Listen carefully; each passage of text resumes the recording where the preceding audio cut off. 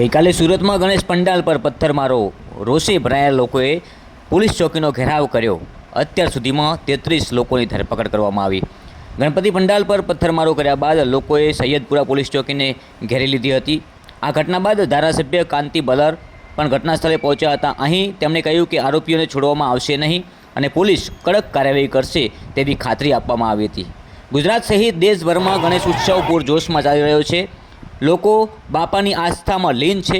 આવા સંજોગોમાં સુરતના સૈયદપુરા વિસ્તારમાં અસામાજિક તત્વો દ્વારા ગણપતિ પંડાલ પર પથ્થરમારોની ઘટનાને પગલે વાતાવરણ ગરમાયું હતું, જે બાદ રોષે ભરાયેલા લોકોએ પોલીસ ચોકીનો ઘેરાવ પણ કર્યો હતો। મળતી માહિતી મુજબ ગુસ્સે ભરાયેલા લોકોએ સૈયદપુરા પોલીસ ચોકીનો ઘેરાવ કર્યો હતો અને આ ઘટના બાદ ધારાસભ્ય કાંતિ બલર પણ ઘટના સ્થળે પહોંચી ગયા હતા અને અહીં તેમણે કહ્યું કે આરોપીઓને છોડવામાં આવશે નહીં અને પોલીસ કડક કાર્યવાહી કરશે તેવી ખાતરી આપ્યા બાદ મામલો ઠાળે પડ્યો હતો। કહી શકાય કે હિન્દુ ધર્મના આસ્થાનું કેન્દ્ર અને આસ્થાનું પ્રતીક એવા ગણપતિ દાદાના દિવસો ચાલી રહ્યા છે, તો ઠેર ઠેર ગણપતિ મહોત્સવ અલગ અલગ શેરીઓમાં અલગ અલગ વિસ્તારોમાં ગણપતિ મહોત્સવની ઉજવણી કરવામાં આવતી હોય છે। ત્યારે ગતરોજ સુરતમાં ગણેશ પંડાલ ઉપર પથ્થરમારો થયો હતો। ગણપતિ પંડાલ પર પથ્થરમારો કર્યા બાદ લોકોએ સૈયદપુરા પોલીસ ચોકીને ઘેરી લીધી હતી અને આખરે ધારાસભ્ય શ્રી પહોંચી ગયા અને આખો મામલો થાળે પાડ્યો હતો અને કાયદેસરની કાર્યવાહી કરવાની ખાતરી પણ આપી હતી। આપ જોઈ રહ્યા છો દ્રશ્યમાં સુરતના સૈયદપુરા વિસ્તારના આ દ્રશ્યો છે, જ્યાં ગણપતિ પંડાલ પર પથ્થરમારો કર્યા બાદ આ દ્રશ્યો સર્જાયા હતા અને હાલમાં 33થી વધુ લોકોની ધરપકડ કરવામાં આવી છે। કહી શકાય કે હિન્દુ ધર્મના પ્રતીક અને આસ્થા એવા ગણપતિ બાપાના દિવસો જ્યારે ચાલી રહ્યા છે, ત્યારે આ પરંપરાગત હિન્દુ ધર્મના આ તહેવારમાં અસામાજિક તત્વો દ્વારા પથ્થરમારો કરાયો હતો, શાંતિ ડોળવાના પ્રયાસો કરાયા હતા અને આખરે 33 જેટલા લોકોની ધરપકડ કરાઈ છે અને કાયદેસરની કાર્યવાહી પણ પોલીસ દ્વારા હાથ ધરવામાં આવી છે। કહી શકાય કે હાલમાં ગણપતિ મહોત્સવના દિવસો ચાલી રહ્યા છે। ગણપતિ મહોત્સવમાં અલગ અલગ શેરીઓ અલગ અલગ વિસ્તારોમાં આ ગણપતિ મહોત્સવની ઉજવણી થતી હોય છે। સતત 10 દિવસ સુધી લોકો ગણપતિ બાપા મોરિયા ના નારા સાથે આનંદ કિલ્લોલ કરતા હોય છે અને નવરાત્રિ જેવો જ એક માહોલ હોય છે ગણપતિ વિસર્જન વખતે પણ, અને ખૂબ જ ભારે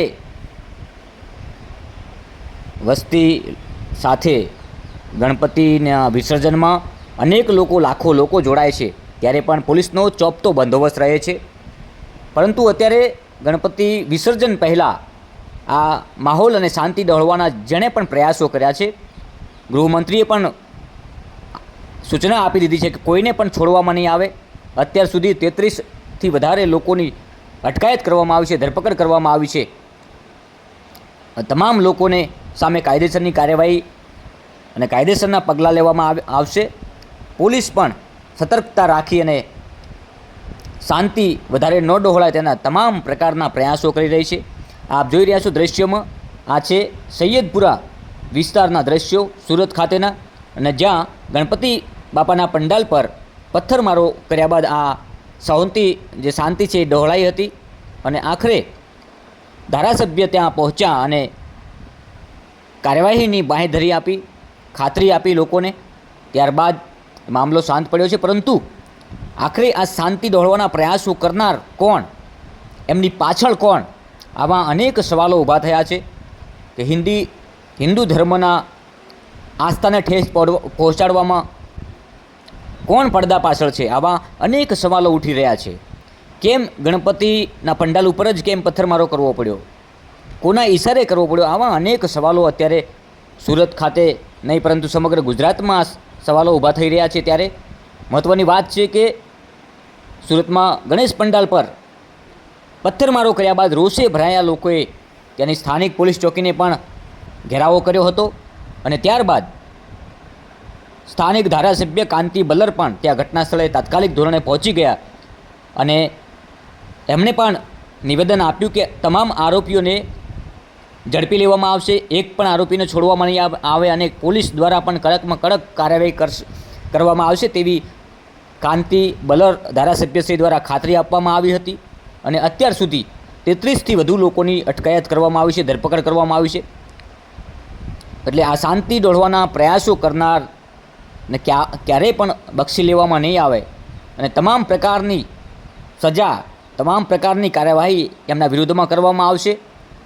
બીજા 100 વાર વિચાર કરે આવી ઘટનાને અંજામ આપવા માટે તેવા પણ પ્રયાસો કરવામાં આવશે તેવું ગૃહમંત્રીએ પણ સૂચના આપી દીધી છે.